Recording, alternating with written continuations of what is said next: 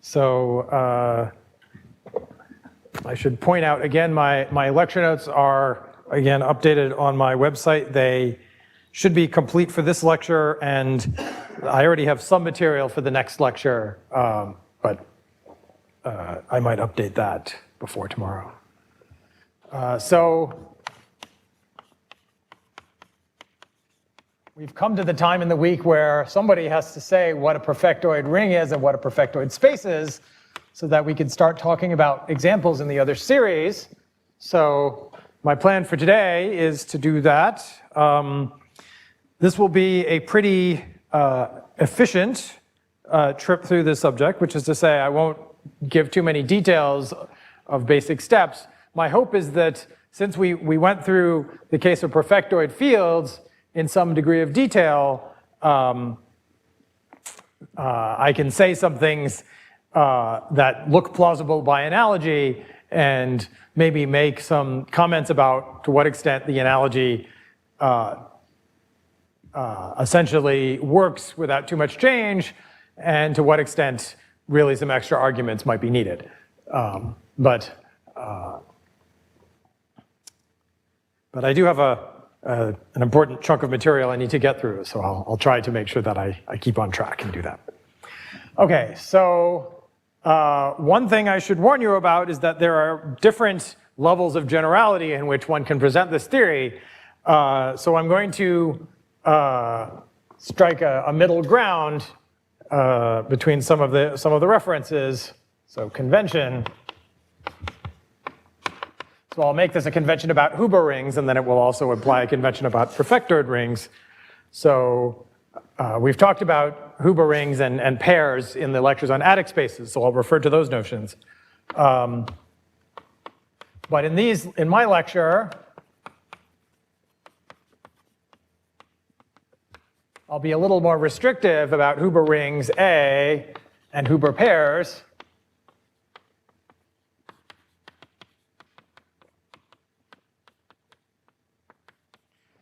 So in particular, I will assume that A is always separated and complete for its topology.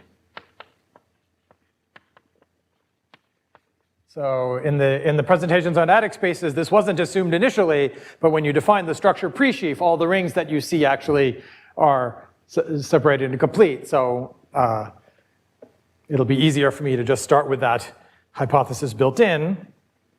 And I will also assume what was called the Tate condition yesterday, which is that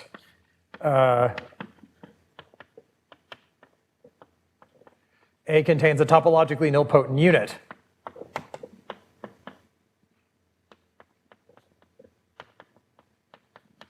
And I will sometimes want to refer to a particular one. I mean, the particular one is not going to be in the data, but I do sometimes need to refer to one. So I'll use this letter var pi for this. And the phrase topologically nilpotent unit is a mouthful, so I'll replace it with another mouthful. It's often, such a thing is also called a pseudo-uniformizer.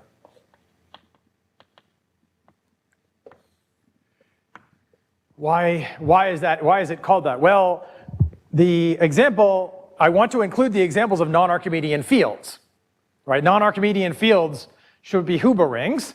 They're separated and complete, and because I insist that the absolute value on a non-Archimedean field is not the trivial absolute value, there is some element which is non-zero and has absolute value less than 1. And so any such thing would be a pseudo-uniformizer. In a non-Archimedean field,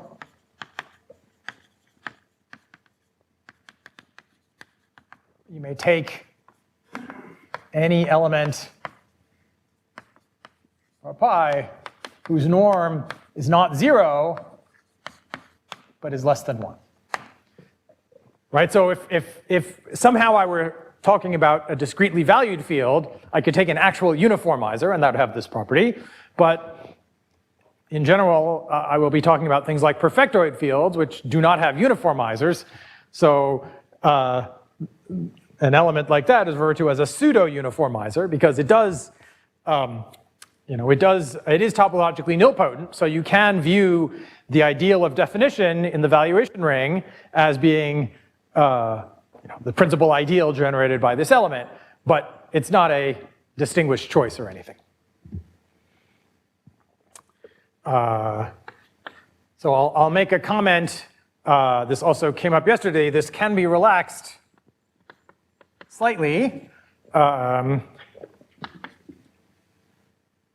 So a slightly weaker condition that would also work for most of the theory is the condition that the Huber ring is analytic, which means that the topologically nilpotent elements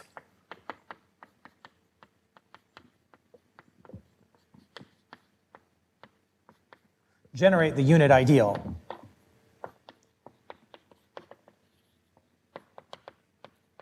So of course, if one of them is a unit, that's certainly true, but it is possible, but not entirely easy, to make examples that have this weaker property but do not have a topologically nilpotent unit.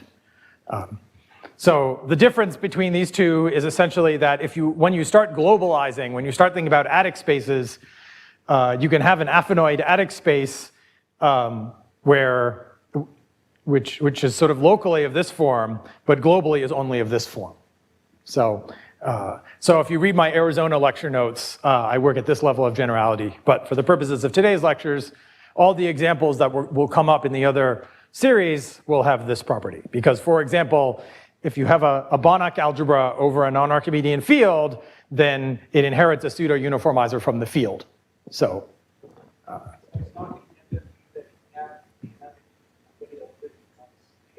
No, it is true that if you have something analytic, then locally it is Tate. But it isn't true that something analytic is itself Tate. That's the difference.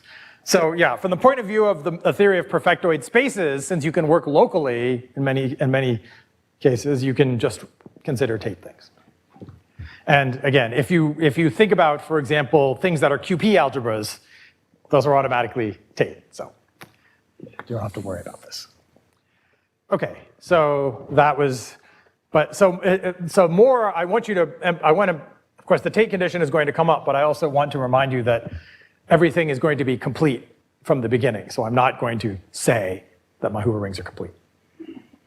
Okay, so now let me give the definition of a perfectoid ring that I'm going to use, and this definition was introduced by Fontaine in his Bourbaki seminar on Schultz's original paper. It's more general than Schultz's original definition, and it's also more general than the original definition that Liu and I used. So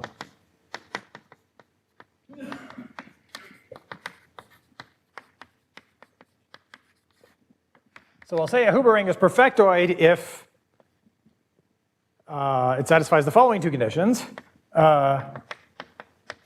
First, A is uniform. This is a condition that we saw in, I think, yesterday's lecture on adic spaces. So a Huber ring is uniform. This means that, so A upper circle, which is the subring of power-bounded elements, power-bounded, right? An element is power-bounded if its sequence of powers is it forms a bounded set. And the power-bounded elements form a subring, and we want this to be an ideal of a ring of definition. Or equivalently, it's enough to say that it's bounded, and then it's automatically a ring of definition. It's equivalent. So, for example, if A is a Banach ring, so a Banach ring which is Tate will always be a Huber ring, and the norm. There's some norm on it with a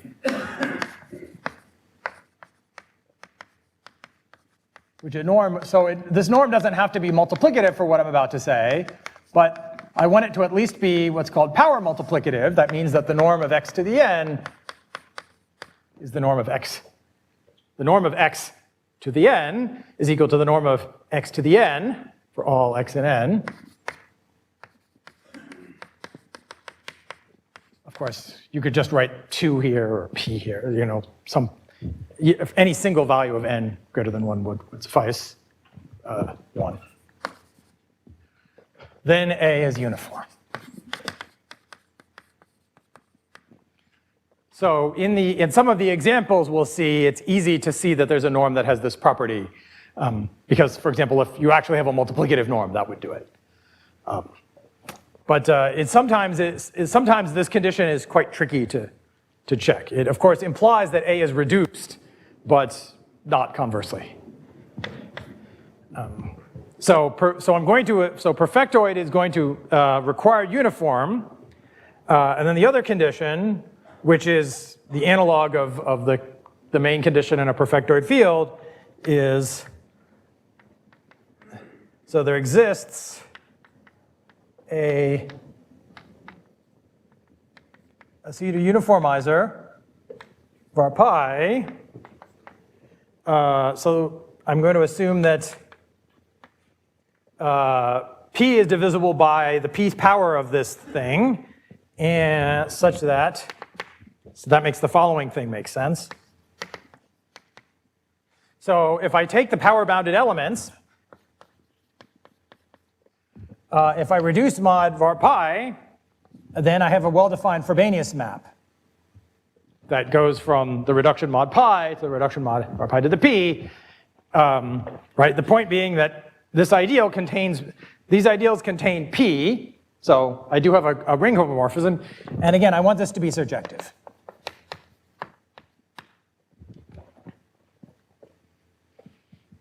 So in particular, if the Frobenius on the reduction mod p is surjective, that would imply this. But I've hidden in here an extra condition that makes this compatible with the perfectoid fields. So note, a perfectoid field is a perfectoid ring. Otherwise, this would be a very bad definition. If I take if A is a field, so first of all, it has a norm that satisfies this property. So if it's a perfectoid field, it has a multiplicative norm on it. So that implies uniform. The absolute value is not, the value group is not discrete. So I can find a var pi like this. Right? This is somehow saying that the value group is not, for example, just generated by the norm of p.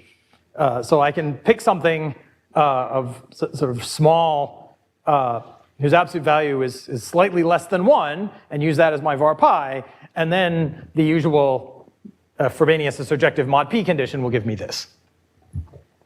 So this sort of packs together the various conditions in the definition of a perfectoid field.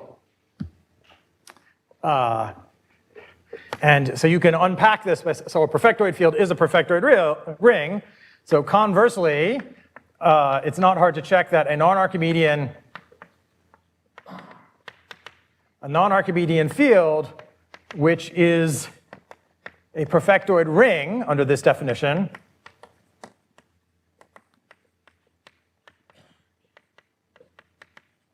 is a perfectoid field. So if you have a non-Archimedean field, then these conditions are just a repackaging of the original conditions.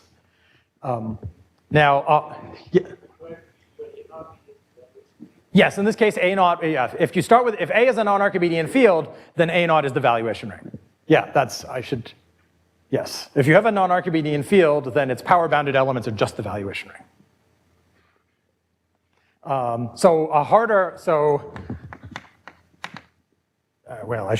Writing harder is confusing because that's a person who's going to come up later in the series. More difficult, I'm going to talk about harder neurosymbol polygon, so I don't want to confuse with a reference to him. So a more difficult statement, which is true, is that a field which is a perfectoid ring is a perfectoid field. So this is not obvious. If I have a perfectoid ring and it just happens that the underlying ring is algebraically a field, that does not a priori imply that the topology is given by some multiplicative norm. Right? So the main point of writing this down is to point out that on one hand, this is not obvious, but it does happen to be true by a kind of tricky argument that I wrote down, like the references in the notes. But you have a field with a discrete valuation that you can also automatically have a valuation field, right?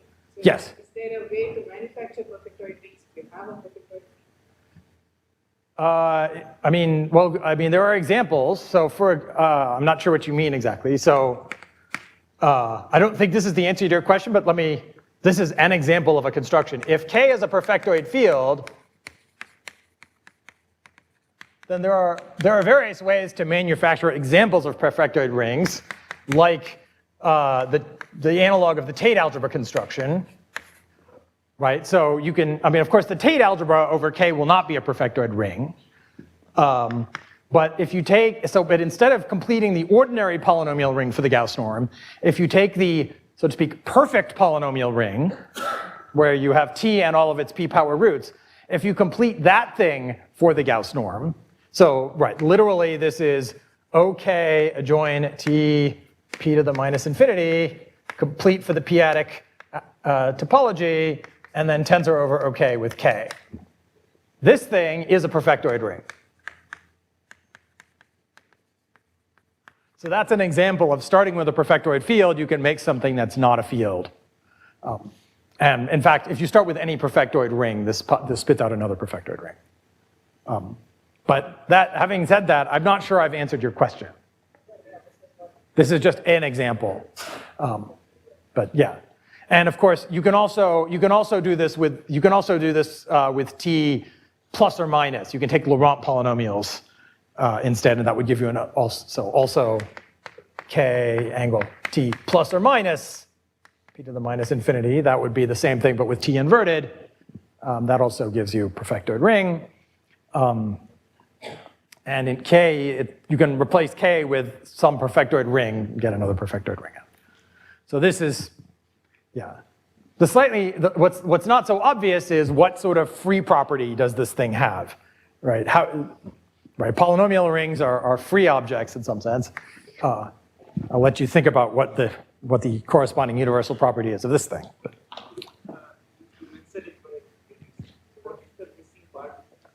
The hard part of this statement is that if you start with a perfectoid ring, so you start with a Huber ring, which is perfectoid, and you know that that every non-zero element is a unit, that doesn't immediately imply that the topology on A comes from some multiplicative norm. You can write down a power multiplicative norm, but a priori it won't be a multiplicative norm. So there's actually some intricate argument that's required to show that there is a multiplicative norm. I don't know an easy proof of this. Okay, so now we've seen some non-trivial examples. Good. Yeah, so just as an aside, I'll mention in Schultz's original paper on perfectoid spaces, he only considers algebras over a perfectoid field, in which case you don't really need to mess with this pseudo-uniformizer because you get it from the base field. You can just say the Frobenius mod P is surjective. And in my original paper with Liu, we only consider QP algebras. So again, where automatically everything is Tate, but we do have to have some analog of this condition.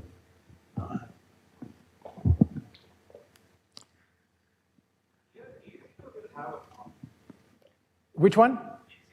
Like in this situation, or which? So when we're talking about a perfectoid ring, the A0, yes. What about the A? That will have a multiplicative from the IIT. No, it's not. It won't be multiplicative. That's the problem, right? The norm of the product could be strictly less than the product of the norms. That's what I'm trying to avoid, right? So in order to, right, when you complete a field, when you talk about completing fields to get, the real numbers and the complex numbers and the p-adic numbers, you always assume the absolute value is multiplicative. And that guarantees that when you complete the field, the completion is again a field. But non-multiplicative norms don't have that property. You can start with a field, complete it, and get something which is not a field. So that's why a non-Archimedean field really has to be topologized by a multiplicative norm. And that condition is hard to check in this case, but it turns out to be true. Okay, so let's talk about tilting. So I'm going to write down a proposition that looks exactly like the one that we had before. The proof is not exactly the same, but it's quite similar. So I won't say too much about it. Oh, and I should say I'll say a perfectoid ring, a perfectoid pair is just a Hooper pair where the first member is perfectoid. So I'll say A plus is perfectoid if A is, by definition. This is maybe not the,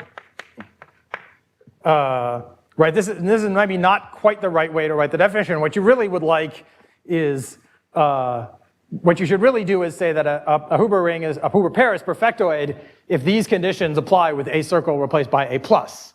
But it turns out that's actually equivalent. This implies the corresponding conditions with A circle replaced by A plus. So if A is perfectoid, then for any choice of the plus, A plus mod var pi to A plus mod var pi to the p will be surjected. So somehow the point is that the difference between A plus and any other the difference between A circle and any other choice of A plus is quite small, right? All of the 8 possible choices for A plus have to be contained in here, because they can only contain power-bounded elements. The difference between A plus and A circle is quite small. So comment,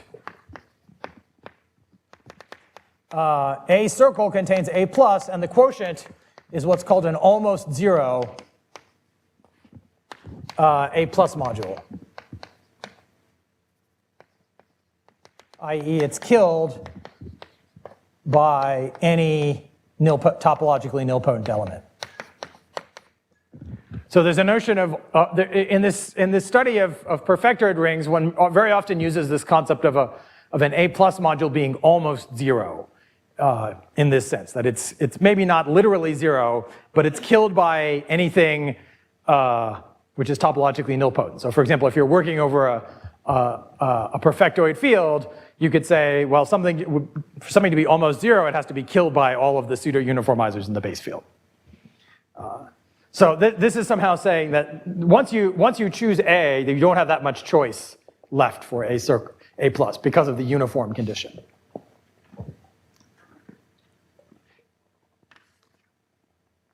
But anyway, so the point is that no matter how you formulate the definition of a perfectoid pair, it only depends on the underlying ring. It doesn't depend on which plus you use.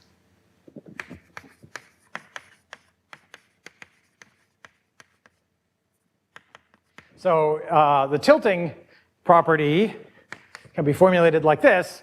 So if I start with a perfectoid pair, then the natural map of monoids under multiplication from the limit of A plus to the limit of A plus modulo, there's a p in my notes which should be a var pi, so let me do it right here. It should say this should be the var pi from the definition. This map is an isomorphism. So that gives this multiplicative monoid a ring structure, just like before. So I'll now write A flat plus to mean this common value. Yeah, maybe I can say it this way. The resulting ring, A flat plus, occurs in a perfectoid pair, A flat, comma, A flat plus of characteristic P. And it's this the kind of the completion. Well, completion is the wrong word. The thing that you get by filling, right? You get this thing by basically inverting some pseudo-uniformizer on this.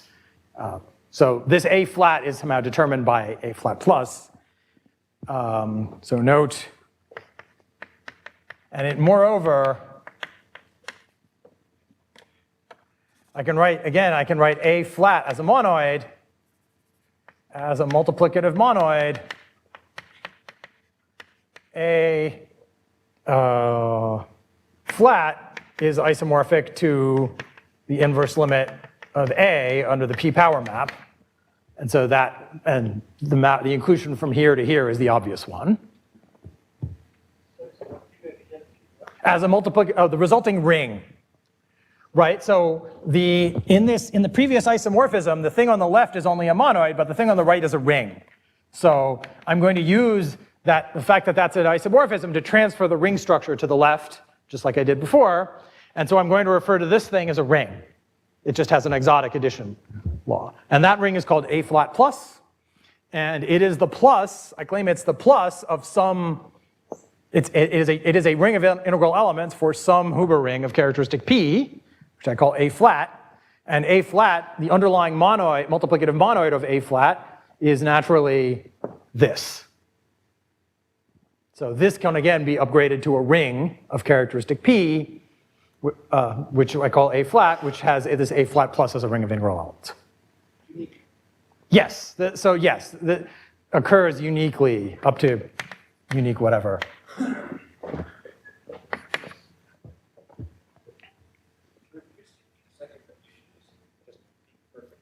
In characteristic P, the second condition is just being perfect. Yes, just as it was for fields. So is this just saying that do this operation, you think that perfect dot stands for? Well, I mean, it's including the fact that there is something to go to. I mean, this is not a definition. This is a lemma that there is such an object that, I mean, this is an isomorphism and that you can upgrade this, that this thing, the ring structure on here extends to a ring structure on here and so on, but yeah. Yes?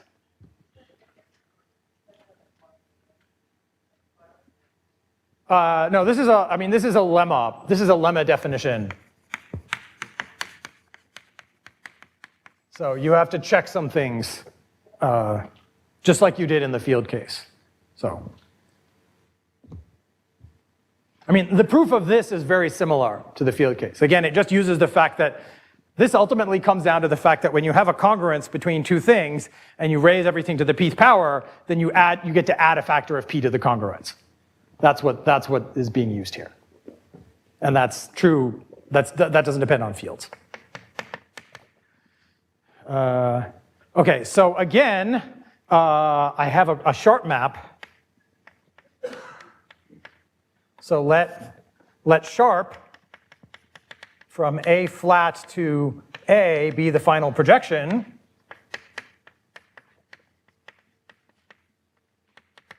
Right, so if A flat can be identified as this inverse limit, then there's a final projection, which is a multiplicative map, but not a ring map, because this is characteristic 0, this is not, I mean, this is characteristic P, this might not be.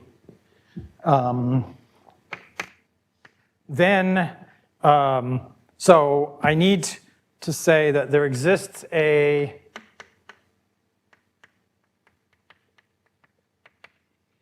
pseudo-uniformizer var pi bar in A flat such that sharp of var pi bar over var pi is a unit in A circle, or even A plus. So this is the analog of comparing value groups. I just need to know that my pseudo-uniformizer, right, my pseudo-uniformizer might not itself come from the sharp map, but there is something that sort of simulates it well that comes from the sharp map. And then once I've made that choice for such var pi bar, we have A plus modulo var pi is isomorphic to A flat plus modulo var pi bar. So once I synchronize things like this, then I have a theorem that says that the truncation, there's a truncation of A plus, which is isomorphic to a truncation on the flat side. And that again just comes from here. So there is a tilting operation which behaves very similarly to the way it did over for fields. while I'm erasing this, if there are questions, maybe it's a good time to ask. So this, I should say that the fact that you can tilt for things that are not fields, that's not a particularly new observation. So I told you that this notion of tilting for fields goes back to Fontaine. The notion of tilting things that are not fields already shows up in Falting's work on basic work on p-adic Hodge theory. So the idea of extending some of this formalism past the category of fields is already due to Falting's, even if he didn't have the setup to do it at this level of generality. But yeah, so was there a question? No.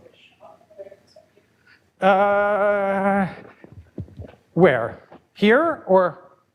No, because this is in characteristic P, right? The condition is that the sharp of this thing in characteristic P is associated to my original thing in A+. So that's like it saying that it has the same valuation. And so now I can use that to say that the reduction of this possibly characteristic zero ring, modulo this thing, matches this thing which happens entirely in characteristic P. Yes, so sharp in particular sends A flat plus to A plus. But that's just the restriction of the map that it sends from A flat to A. Yes, but we already knew that because we already assumed from the outset that P is a multiple of this. Yeah, there are a couple of questions in the back.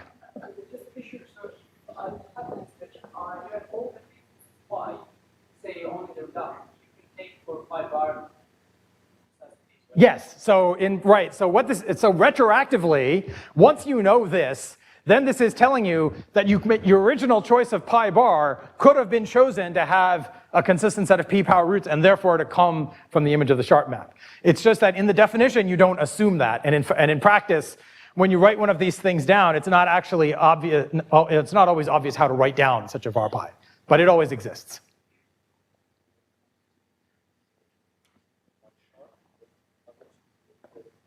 Yes, it's induced by sharp. Yeah, so it's induced by sharp, but it restricts to a ring isomorphism after you do this truncation. Okay, great. So that's the definition of tilting. And now I claim tilting has many similar properties as it did before. So for example, I can there's a theta map. So if AA plus is let AA plus be a perfectoid pair,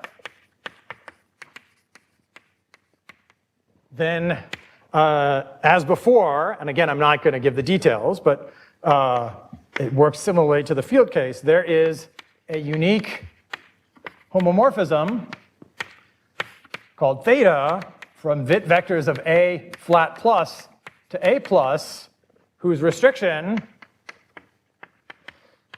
well, such that theta composed with the Teichmuller lifting map is the sharp map. So again, the sharp map from A flat plus to A plus extends to a ring homomorphism from W of A flat plus to A plus. It is surjective. That is, again, easy to see once you know the map exists. The hard part is to check that, I mean, again, uniqueness and surjectivity are both clear. The non-trivial part is to check that the Witt vector arithmetic is compatible with the relationship with the thing and the thing at tilt, but it's just as it was for fields. You might as well prove them together, actually.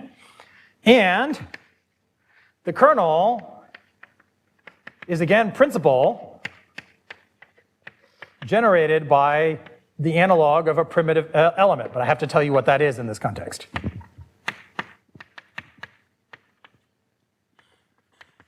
So what do I mean by a primitive element? So we'll say Z is primitive. Well, let me write that separately. Right, so what did primitive mean in the case of a field? Well, in that case, the A plus was a valuation ring, and the zero coordinate was something that was in the maximal ideal, and the 1 coordinate was a unit. So what is the right analog of that here? So let's say Z, which I write in terms of coordinates, if it's in A flat plus, is primitive if Z naught bar is topologically nilpotent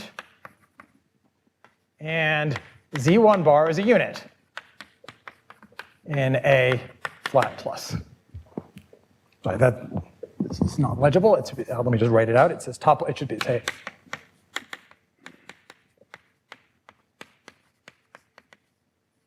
So the reduction should be, i.e.,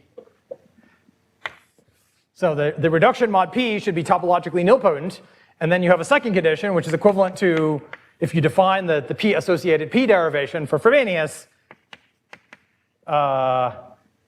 this should be a unit in this ring, which is to say its reduction mod P should be a unit. So it's basically the same condition as before.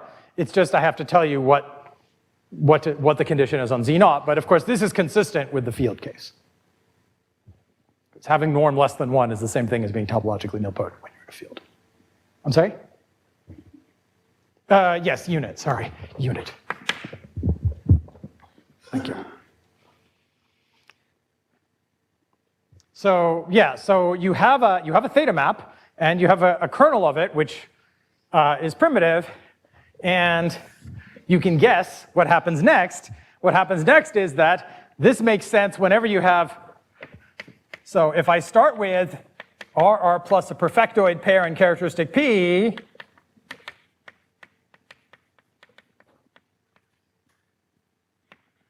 then of course every time I identify it with the tilt of some perfectoid pair, I get a primitive ideal, and then the statement here is that the converse is true, is that primitive ideals give rise to untilts. So every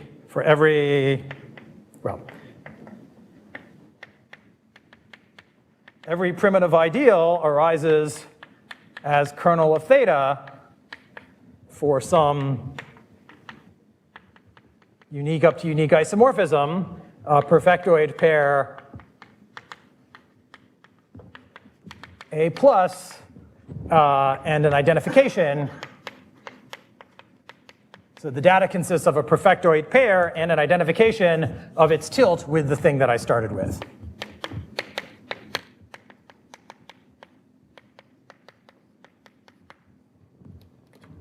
So primitive ideals in Witt vectors of, so for every primitive ideal, I should say, in Witt vectors of R plus, so the primitive ideals in Witt vectors of R plus corresponds to isomorphism classes of untilts of the pair.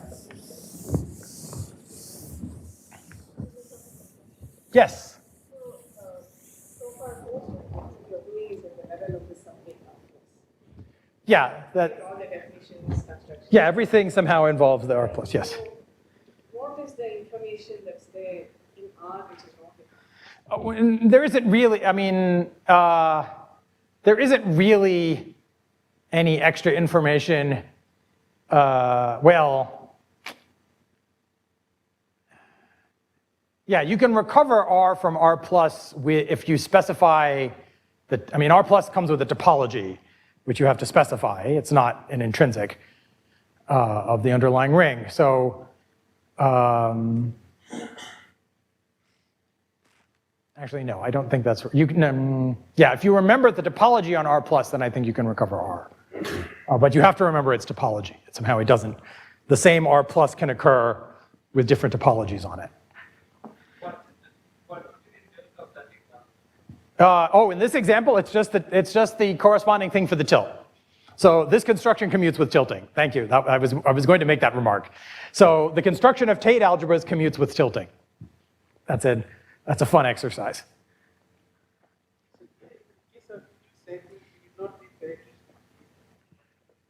Where here? No. I did start with for the fields. The thing when I untilt some, I mean the tilt is always of characteristic P. So So when you untilt, you have to start with something of characteristic P, and then you realize it as the tilt of something, and then you get and then you match up the theta, the kernel of theta. Yeah. So R plus so it's R. You start with something of characteristic P. How can it occur as a tilt? Well, the ways it can occur are parameterized by the primitive ideals in WR plus.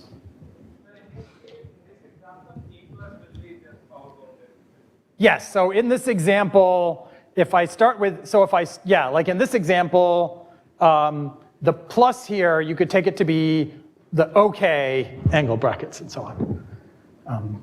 But if you start with a perfectoid pair, then you can make a plus ring where you put the plus ring here and then take power series with coefficients of the plus ring.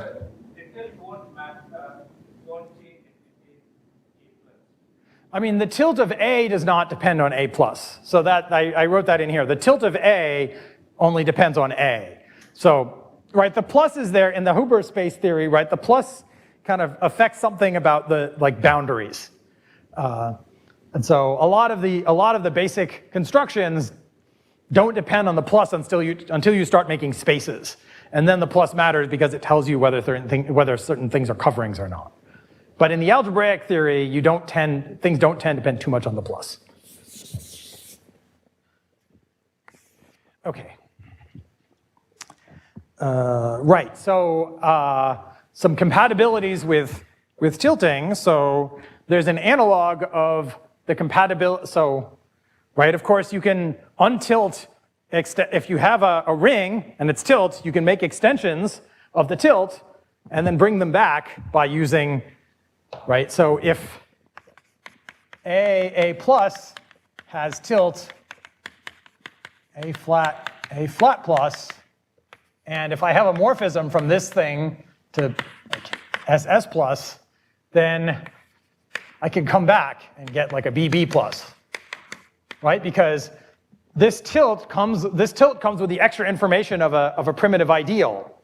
I can extend that primitive ideal to the Witt vectors of S plus and then untilt, and that gives me that would give me this, i.e.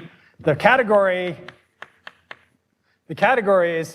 of perfectoid pairs over, AA plus and over A flat plus are equivalent.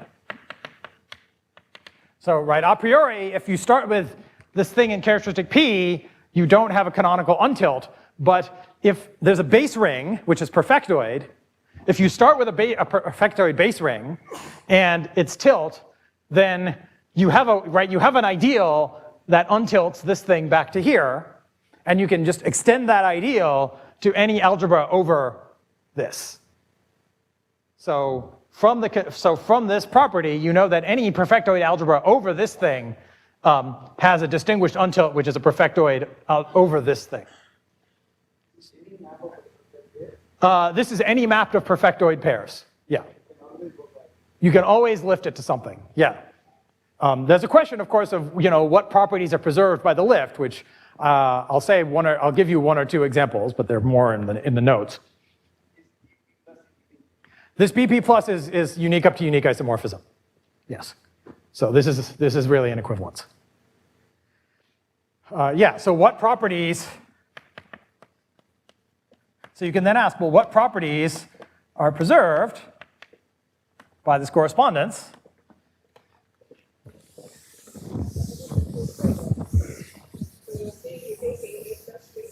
Yes. This one is in characteristic P. I know. You're starting You start with, say, characteristic 0 if you want. then you take it. Yes. And then you have a map of perfectoids in characteristic.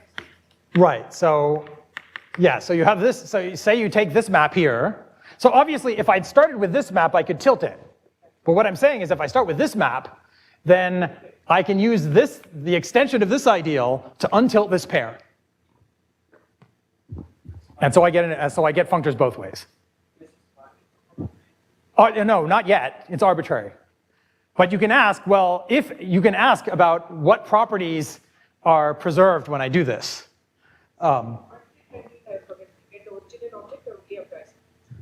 I mean, I take SS plus until it to BB plus. yes, That's a perfectoid pair. yes. And then I take it again. Yeah, then, I mean, there's a natural isomorphism between the composition and the identity. I mean, you know, they're functors. I can't tell you, I can't say that it's on the nose, that, but it's canonically isomorphic when you untilt and then retilt. Okay, so what properties are preserved? So somebody asked about finite. Well, let me not try to say anything about finite. That gets a little bit complicated. Let me say finite et al. So if I have a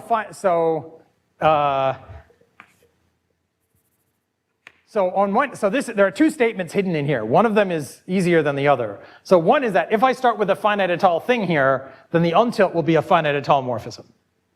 That just means that B is finite et al. Over A, and B plus is the integral closure of A plus. But I mean more than that. I also mean that if, so this includes a much stronger statement, which is the analog of the compatibility of tilting with finite extensions of the field case. If A to A plus to BB plus is finite et al., and AA plus is perfectoid, then so is BB plus. That's the analog of the very strong statement about fields, which was somehow the main theorem that I stated in the first lecture. So this is in fact quite a deep statement. The fact that when you start with something perfectoid and you go finite et al. Above that, you stay perfectoid. That's again not obvious from definitions, and this is again sort of in the various papers, the various references, this sort of one of the foundational things, both in my work with Liu and in Schultz's work. One of the key points was to deduce this. I won't say anything right now about how to prove this. Maybe at the end I can say a word or two about this, because you don't do this first. You do some other stuff first. Okay, other properties that are preserved. Yes,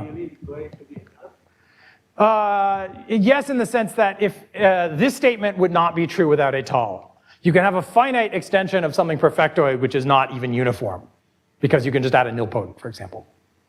So, yeah, so I need something et al. I can get a little bit less, but not too much. Yes? Oh, finite et al. Means that A to B is finite et al., just as a map of rings, and B plus is the integral closure of A plus under the map from A to B. So that's what finite et al. Means.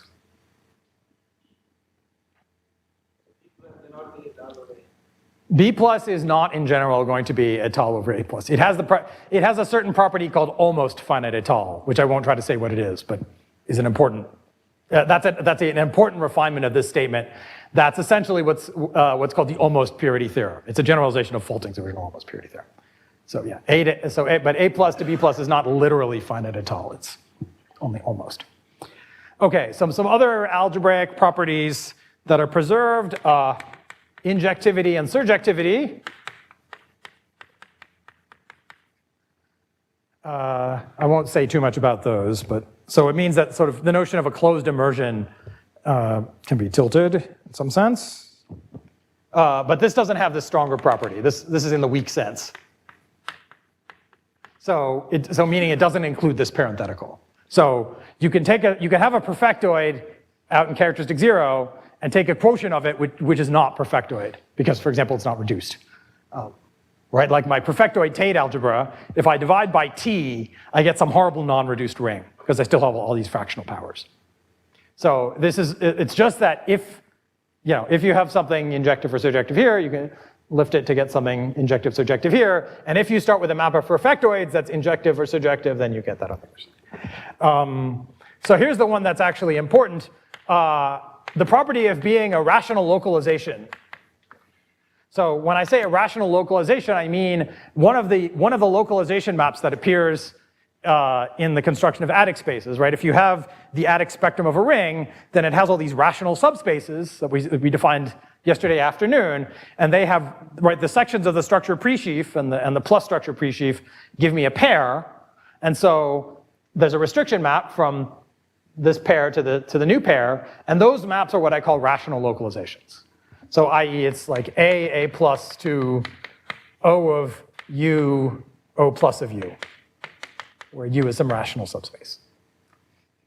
So the rational localization map, the property of being a rational localization map is preserved by tilting, and this is again the strong sense.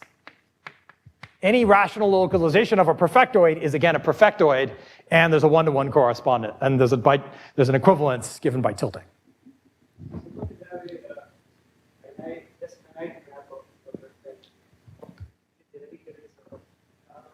If you have a finite map of perfectoid fields, okay, obviously it's étale because it's a map of fields. You mean on the valuation rings? The map of valuations rings will be almost finite étale in some sense, which I won't define. Generically. I mean, a morphism between fields is automatic, I mean, is... Yes. Yes. Yes. Yeah, you can say that it becomes étale after inverting some discriminant in a not canonical way, but yeah, this comes up in, like, if you look at applications in commutative algebra, like the direct sum and conjecture, you use this property a lot, that a finite morphism becomes finite étale when you, after inverting something that looks like a discriminant. Yeah, so this is what it's saying. If you have a map between perfectoids, then you can, but you need to know that both sides are perfectoid. Then you can check these properties on the till. But it doesn't, right, it's not the case that automatically a surjective map, I mean, it's obviously for injectivity, it couldn't possibly be the case, but even for surjectivity, you know, just because you take a quotient of something perfectoid doesn't mean you're perfectoid, because you might not be reduced. Yeah, the strong sense means a localization of a perfectoid is perfectoid, which is important because this means that a localization of a perfectoid is uniform. And as this came up yesterday afternoon, this has an important consequence that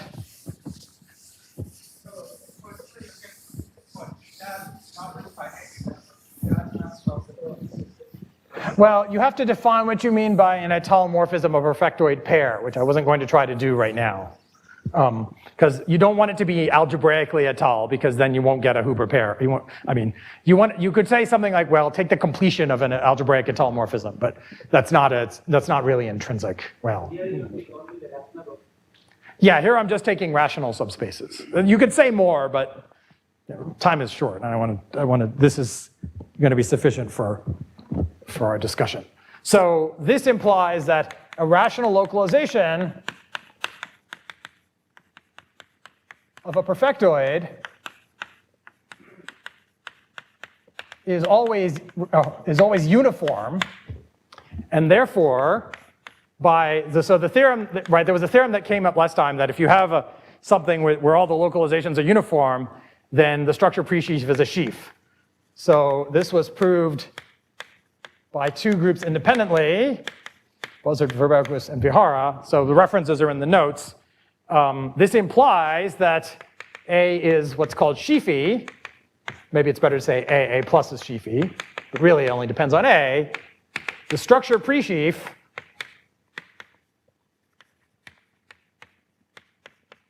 on SPA of A plus is a sheaf. I should also mention, this is a result of mine with Liu, that moreover, it is, well, yeah, so it turns out whenever the structure pre-sheaf is on an adic spectrum is a sheaf, then it's actually acyclic. The higher cohomology groups vanish. So it's like the Tate theorem is back.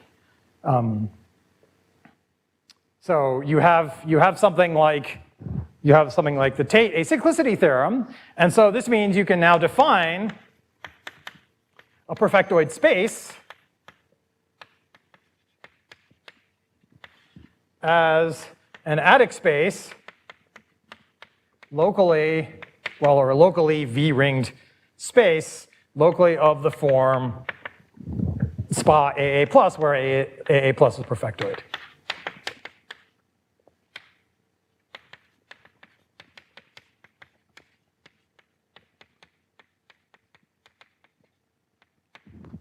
So perfectoid, right, so this definition doesn't really make sense until you know that perfectoid rings have the sheafy property, that they give rise to structure presheaves which are actually sheaves.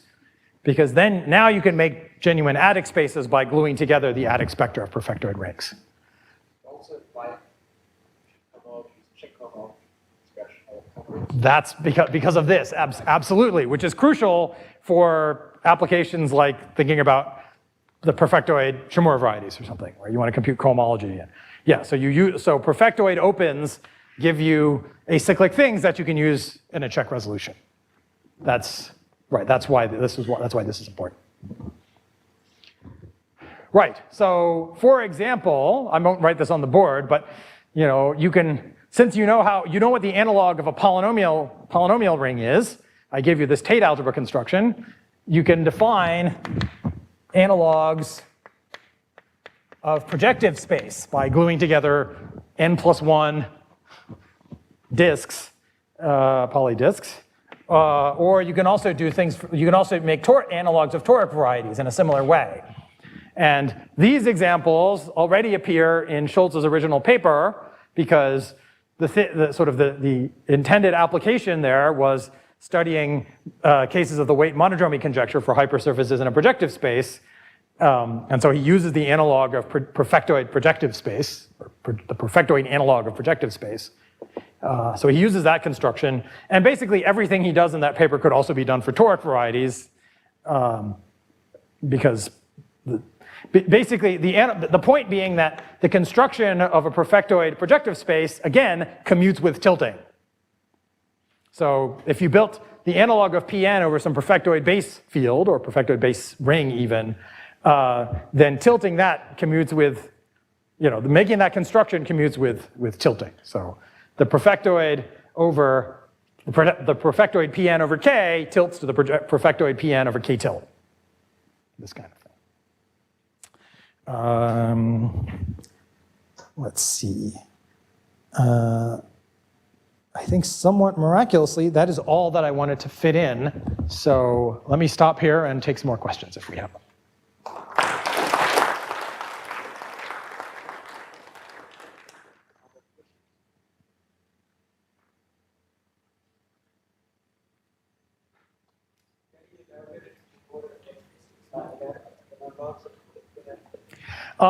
Right, so a toric variety is defined by some combinatorial data, a fan or something. And so the point is that, right, how do you build a toric variety out of this combinatorial data? Well, you have these charts which are, affine spaces with some of the variables localized.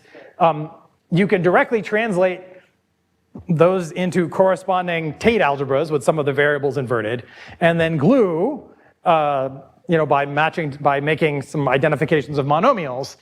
And then when you do that, you get some kind of perfectoid toric variety. So the recipe kind of works similarly, and you can also compute the cohomology of bundles on those things. Yes? Oh, you're asking about fiber products? Yeah. Yeah, sorry, I mean, that was the one other thing I should have said. Yes.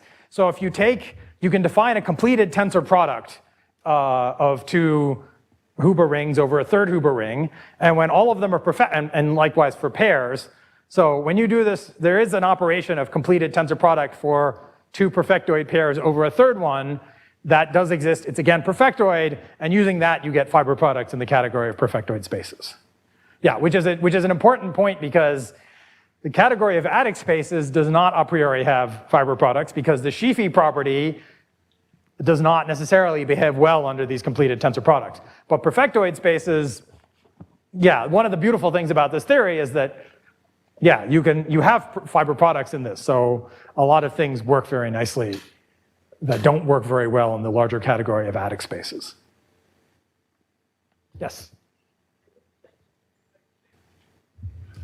When you defined the perfectoid pairs, you said that you can take A0 to be A plus, or Yeah, that would be one way to extend A to a Huber pair is to take A0, yes. So you just mean take the natural map of A plus and A0, then there's some sort of preservation of property, or I mean.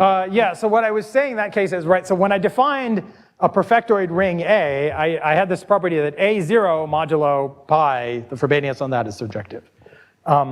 So the lemma that I didn't write on the board is that if A plus is a Huber pair and A is perfectoid, then if you take A plus mod var pi, the Frobenius on that is again surjective. So there's two equivalent ways. You could have either defined a perfectoid ring, just in terms of the circle, and then say that any extension of it to a pair is considered perfectoid, but it's better to actually prove that that implies a corresponding property directly formulated in terms of the pair. So there's just some lemma that I didn't write down that equates those two.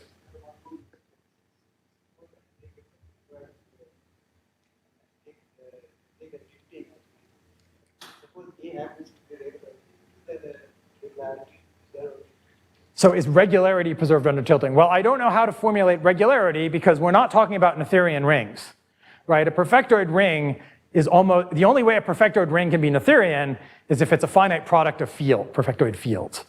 And regularity is a property that is a Noetherian property.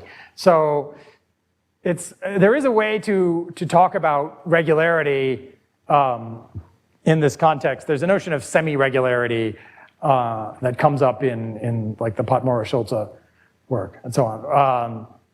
So there is a way to define regularity, something like regularity in terms of truncations.